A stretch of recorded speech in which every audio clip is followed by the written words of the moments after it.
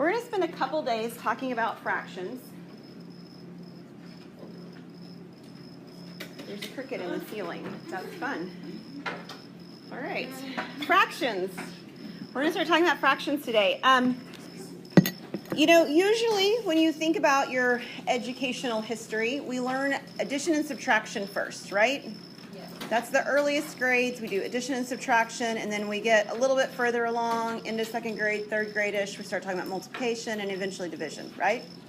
Yeah. With fractions, it's actually easier to talk about the other way around. It's much easier to discuss multiplication and division than it is addition and subtraction. So we're going to do it in that order. So today we're going to be looking at mostly how we decide and talk about multiplication and division. But before we can talk about that, one of the things that we're going to need when we get there is how to talk about equivalent fractions, deciding if fractions are the same.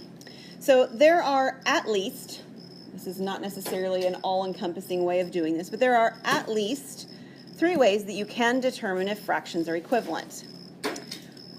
One way to do that is to reduce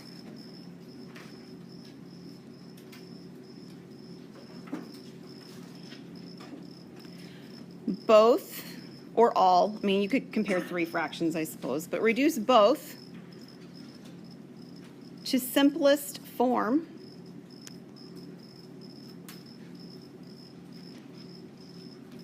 and compare.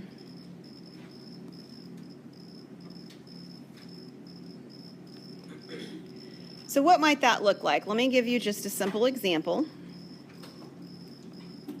If I had 6 over 8 and 12 over 20, and I were approaching this from this perspective, the goal would be to take each of the fractions and get them to be the smallest possible number on top and on bottom that are the same as they started with. So let's start with 6 over 8 and take a look at that. For 6 over 8, what number could I divide both 6 and 8 by evenly? 2. Right. So if I were to divide 6 by 2, I would have 3, and 8 by 2 is 4. Okay, cool. Let's do the same thing with 12 over 20. What could I divide both the top and the bottom here by? I could divide it by 2. I could divide it by 4. So I heard 2 first, so I'm going to do 2. If you do 4, you're going to get the same answer. I'm going to get the same answer as you eventually. If I do it by 2, I'm going to get 6 over 10, and I have to ask myself the same question, and I would do it a second time. So if you recognized that it would be a 4, you would save yourself a little bit of time, but no matter which way you do it, you get to the same result, and this one gives me 3 over 5. Can the 3 and the 5 reduce anymore? Can the 3 over the 4 reduce anymore? No. So these are the 2 simplest forms of these numbers. And are they the same? No. So these are not equivalent fractions, right? So what we found, we know 3 over 4 does not equal 3 over 5, right? So what does that mean? Well, it means that 6 over 8 does not equal 12 over 20.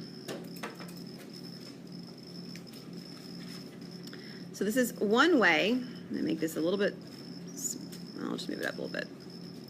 One way to decide if fractions are equivalent is to reduce them. There's another way. Another possibility is that we could get a common denominator.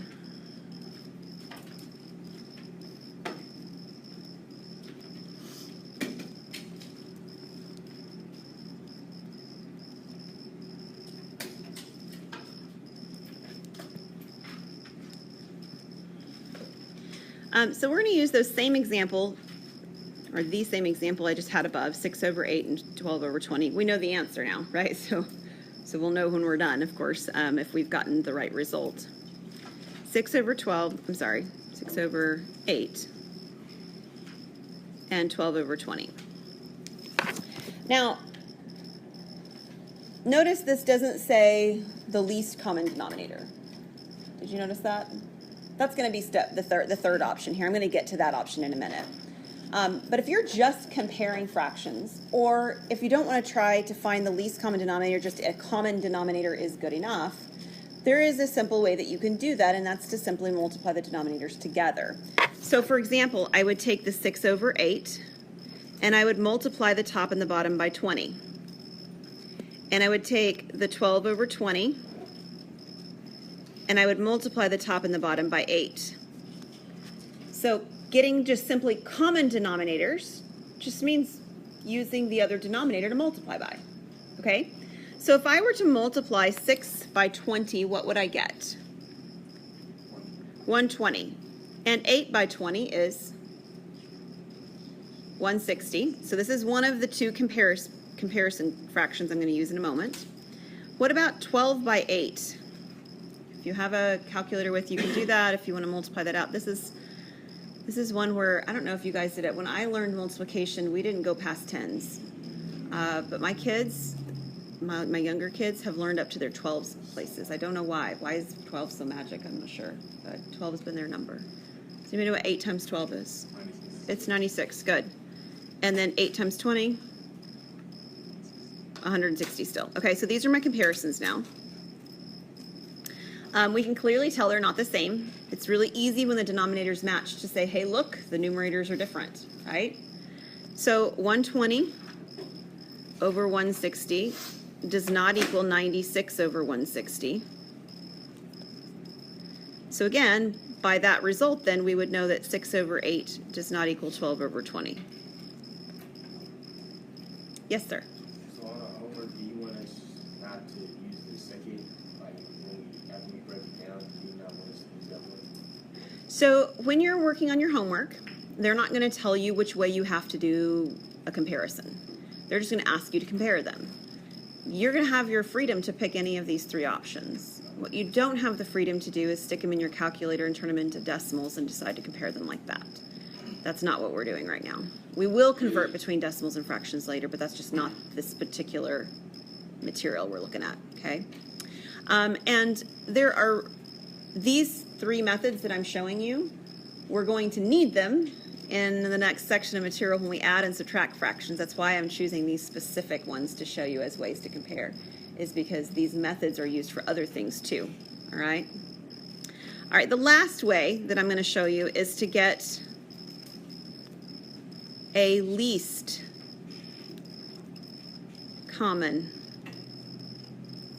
denominator.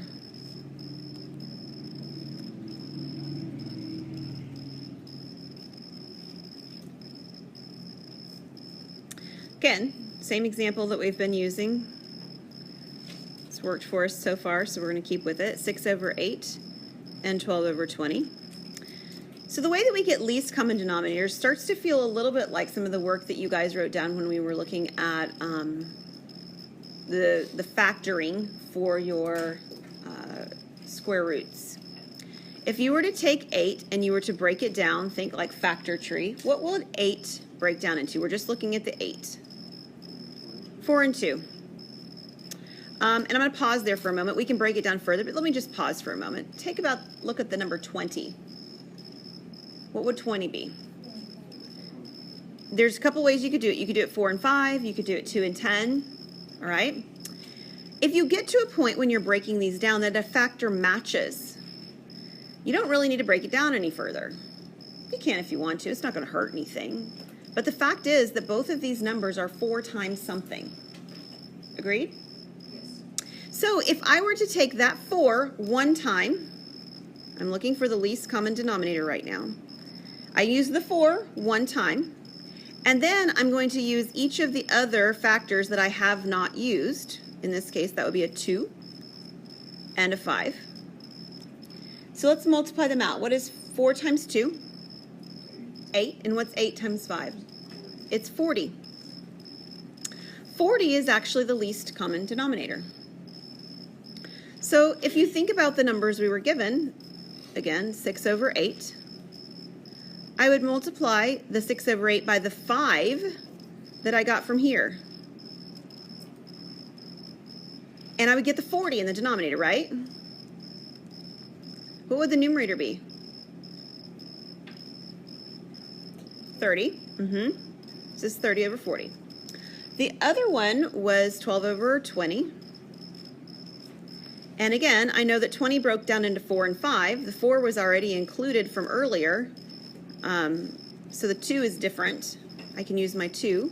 And if I multiply the 2 times the 20, that's the other 40 for the denominator. And then what's 12 times 2 on top? It's 24.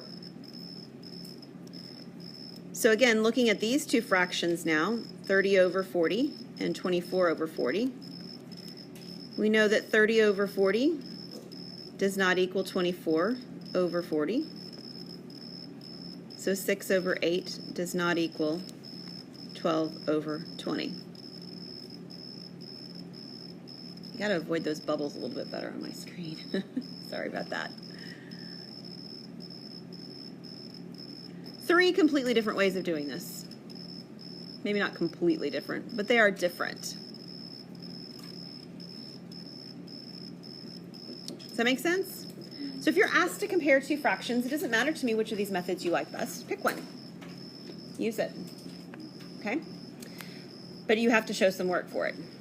And it will look something like the work that I've shown on the screen. It should look pretty close. Now, we're going to take a look at the simplest way to look at a number 36 over 102. We did this when we were talking about reducing to simplest form on the first example. So we're just going to do it specifically just to find simplest form on this particular problem.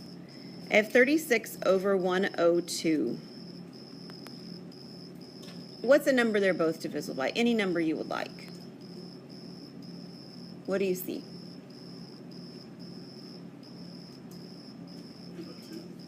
2. They're both even. Even numbers are pretty easy for us to spot, I feel like, so that's a good place to start. What is 36 divided by 2? 18. How about 102 divided by 2? 51. So at this point, you look at it, and they're not both even, right? So we're not going to try to divide them both by 2. That's not going to work. What about 3? Are they both divisible by 3? You probably really quickly could tell me 18 is, right? Yeah. No problem. How do I know? Some of you may have heard this, I don't know, shortcut, and some maybe not. How could I know that 51 is divisible by 3? Has anybody heard a shortcut for knowing that? Oh, what fun. I get to show it to you. This is the coolest. I remember the day and time I was in a high school classroom when the teacher did that, and I thought, how did nobody ever tell me this before today? What's 5 plus 1? 6. Okay, does everybody see where I got the 5 and the 1? Yes. So number 51. 5 plus 1 is 6. Is 6 divisible by 3? Yes. Then 51 is as well. And it works all the time for any number. So I could give you some crazy large number like this.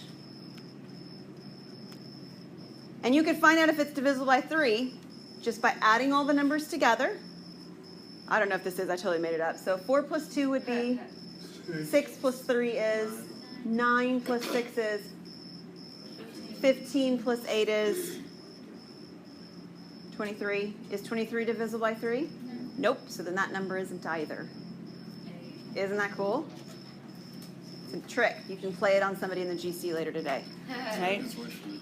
It works for 3s. It actually works for 9s as well. If the numbers all add up and they're divisible by 9, then the original number is divisible by 9. Okay, so 18 and 51 are both divisible by 3. 18 divided by 3 would be what? 6. What's 51 divided by 3? That one you probably don't know off the top of your brain.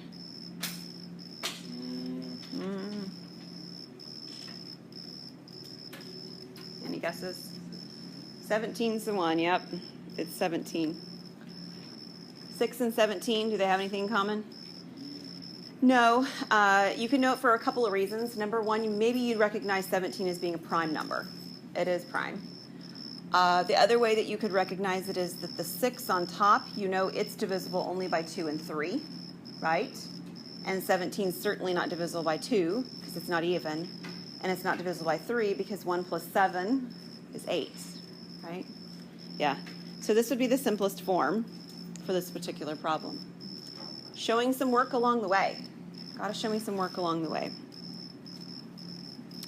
All right, let's take a look at the next one. Wanting to fill in the blank to create equal fractions. I want to know what number should go in that blank spot to make 6 over 9 equal to something over 27.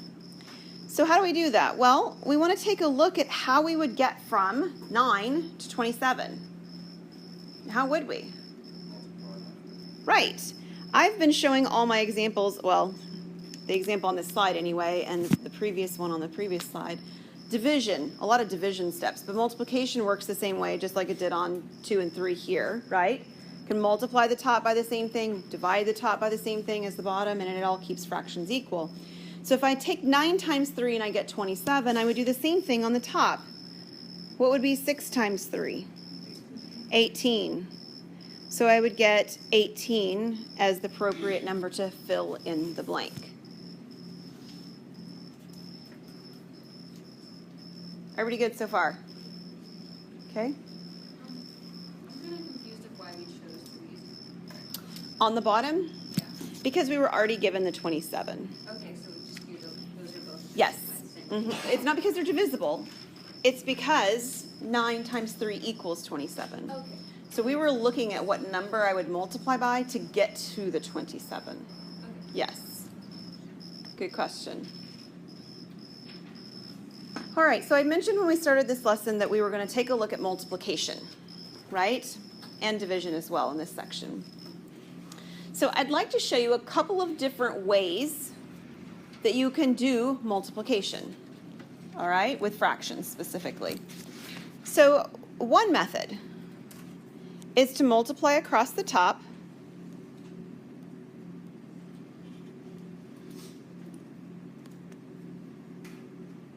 Specifically, we call it across the numerators, right?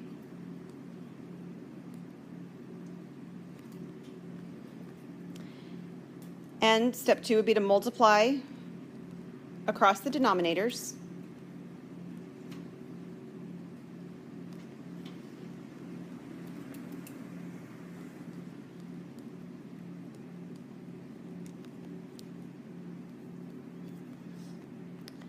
And step 3 would be to reduce.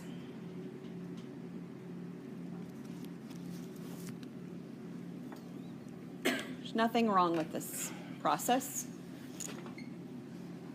However, depending on how big the numbers are when they begin, you may end up with very large numbers by multiplying across the top, multiplying across the bottom, before you ever get to the step 3, which is reducing them and making them smaller. So sometimes the simplicity of just doing all the multiplication first results in large numbers.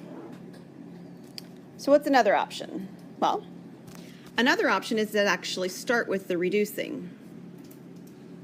So how do you reduce if you haven't actually got a single fraction at the end to work with? Well, you reduce within each fraction. Okay, so if you had, for example, over here, this fraction 36 over 102 to start with, 36 over 102 would be a lot easier to work with if it started out as 6 over 17, right? So simplifying individual fractions to begin with is a good first step at saving you time later on. But you can also reduce across diagonals. And I'll show you an example of that as a reminder. These are the two things that you can reduce to start with. And then you know what step 2 and 3 are? Multiplying across the top and multiplying across the bottom. Okay, so we're going to multiply numerators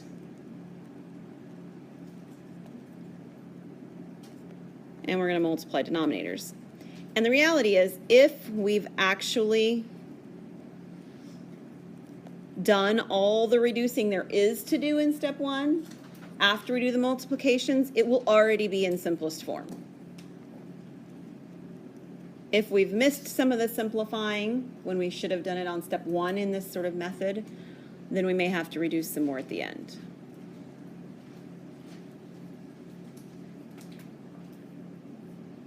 So again, I don't care which method you use. There are going to be occasionally some times in this class where I am going to care that you use a specific method. But for what we're doing now, makes me no never mind at all. You pick a method you like and go with it. All right? So let's take a look at how each of them look so you can see maybe which one you like better. So I'm going to start with method 1 on our first example. So we have 4 over 9 and 15 over 22. If you have a calculator with you today, you might want to grab it. If not, just be patient with us and we'll hopefully have some values for you as we go. Please don't get your phones out. Let's see if... thought we might have them in here, but I don't.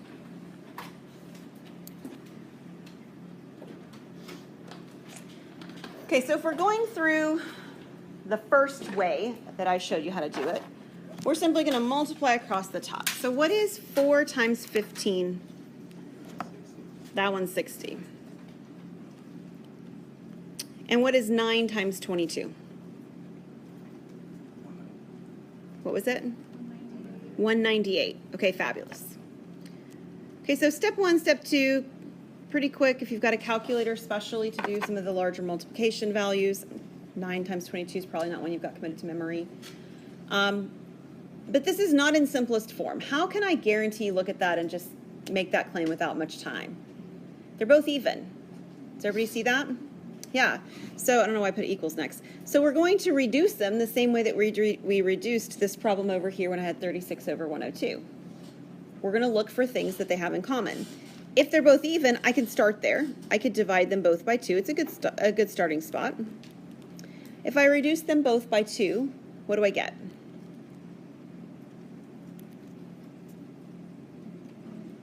30 on top, and what's 198 divided by 2? 99 on bottom.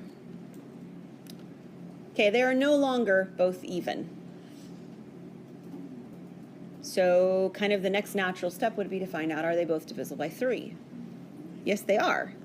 So let's divide each of them by 3. What's 30 divided by 3? 10. And 99 divided by 3?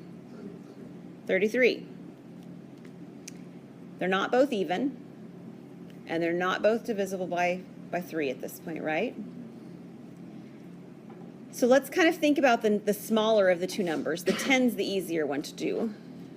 10 divides by 2. What else does it divide by? 5.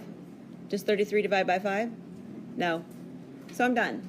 There's nothing else that will divide both numbers. So 10 over 33 is the simplest form for the multiplication. So this would be one method showing all of the work for doing this problem. Let's take a look at an alternate approach then. Okay, so this is an or thing. You do not need to do 2 methods for these problems. Please don't do that. That's just, I'm not trying to create work for you. I'm trying to give you choices. Let's see what it would look like if we do the reducing first. Well, we kind of know that we're looking to see if things are divisible by 2's and 3's in this particular scenario because we've got these numbers, and particularly looking at 4 over 9. 4 is 2 times 2 and 9 is 3 times 3. 4 over 9, does that reduce? No. How about 15 over 22? 15's 3 and 5, right? Does 22 divide by 3 or 5? No. So each of these individual fractions are already simplified. Are we okay with that? Okay. So what we're going to do next is we're going to look across diagonals. So let's start with this diagonal, 9 and 15. Are 9 and 15 both divisible by the same thing, anything in common? Yeah, they're both divisible by 3. So we're going to divide each of them by 3. So I'm going to divide each of these two numbers by 3. In a minute here, I'm going to get 2 fractions still when I'm done. So what's 9 divided by 3? 3. What's 15 divided by 3? 5. Next, we're going to look across the other diagonal, 4 and 22. Anything they both are divisible by? 2. So now I'm going to divide 4 by 2 and 22 by 2. What's 4 divided by 2? 2. What's 22 divided by 2? 11. Nice. Now, we're going to multiply across the top, multiply across the bottom. 2 times 5 is 10. 3 times 11 is 33. And we find the same answer, of course. So, there's another problem on your screen. 2 over 21 times 9 over 10. I would like you to pick your favorite method. Doesn't have to be your neighbor's favorite method. It's your favorite method. And I'd like for you to multiply and give a simplified version of this particular product.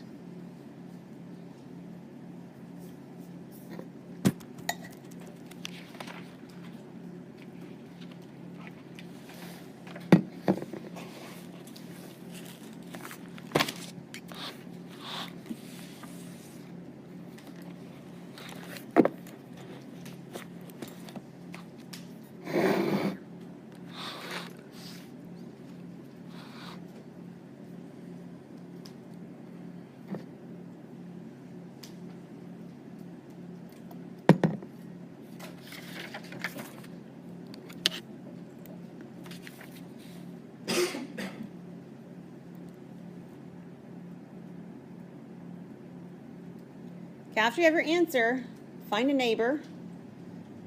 See if you get the same answer that they did. Your methods don't have to be the same. Your work doesn't have to look identical. But I want to know, did whatever you do and whatever they do end up giving you the same result? So check in with somebody nearby you.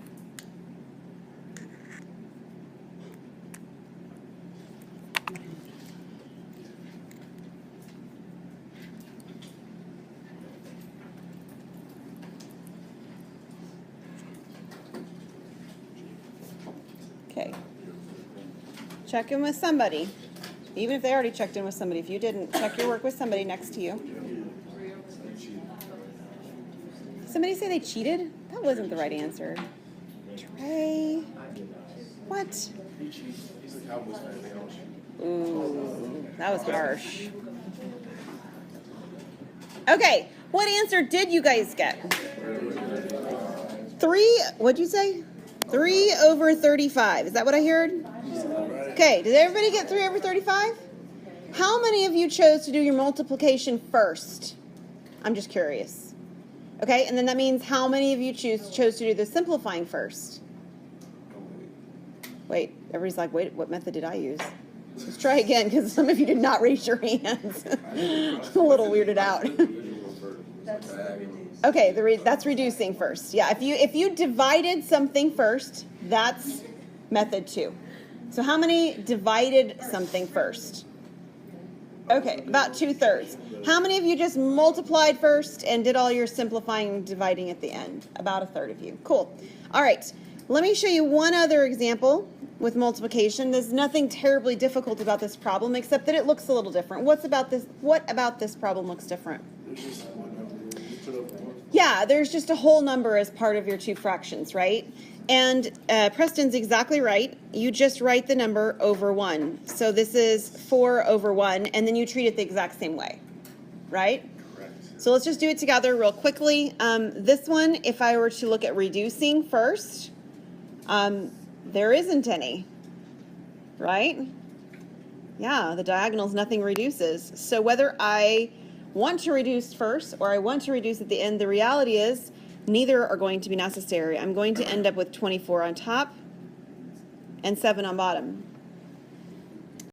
I chose this on purpose as well because I wanted you to recognize that it's okay to leave it like that.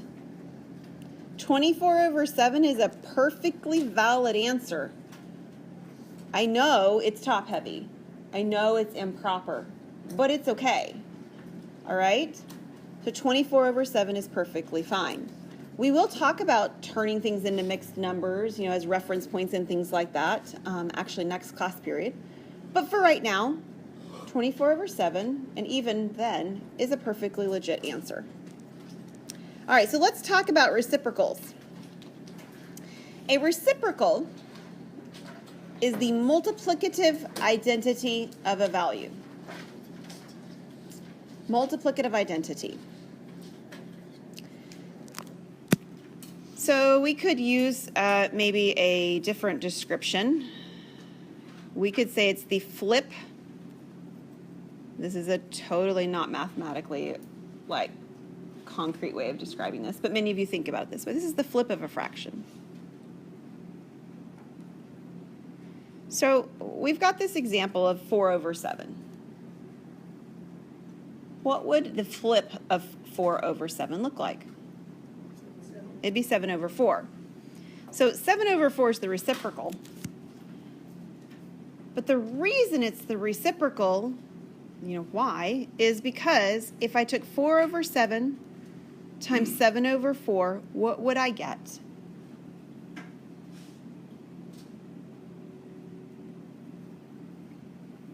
Don't stress about the question. What would I get? 1, right? You multiply across the top, you get 28. You multiply across the bottom, you get 28. What's 28 over 28? 1. It's 1.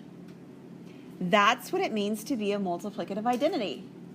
It means it's the number I multiply by to get back to the identity of 1.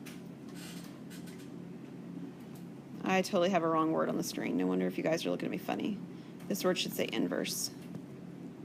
I'm so sorry. The identity is 1. It gets you back to the identity. Change that for me.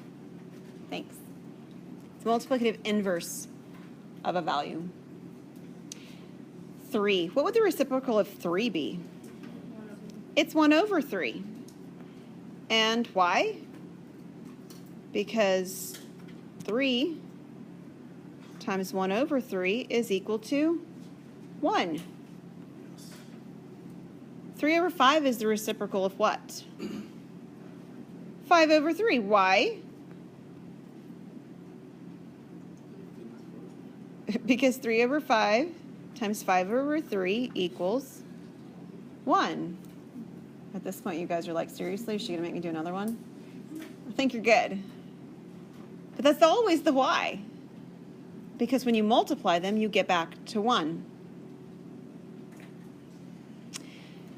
So the reason we talk about reciprocals, of course, is because we talk about division. This is the description of fractional division. Writing 8 divided by 4, like you would see it in 3rd or 4th grade, is actually the same as writing in fractional form 8 over 4. But 8 over 4 is actually the same as also writing 8 times 1 over 4. Those are all equivalent statements. So what that means is that 8 divided by 4 is the same as 8 times 1/4. It's just notation. So division is often described as multiplying by the reciprocal.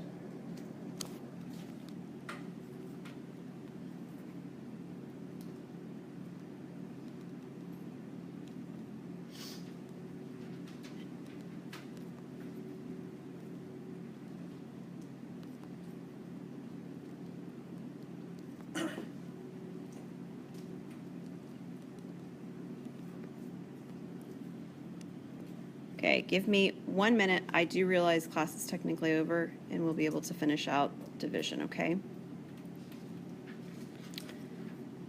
If I'm supposed to divide 2/3 by 6,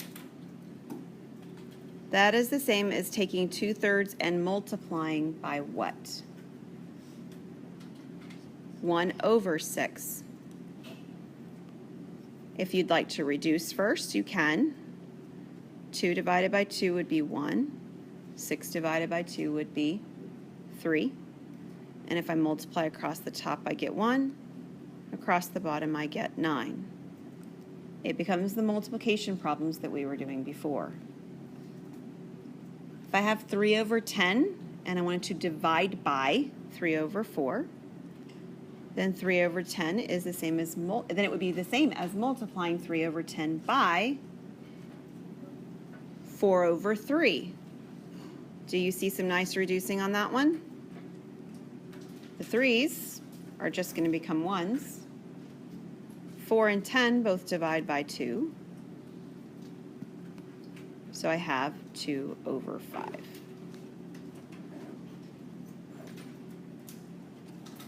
So once you've learned multiplication, you actually know how to do division.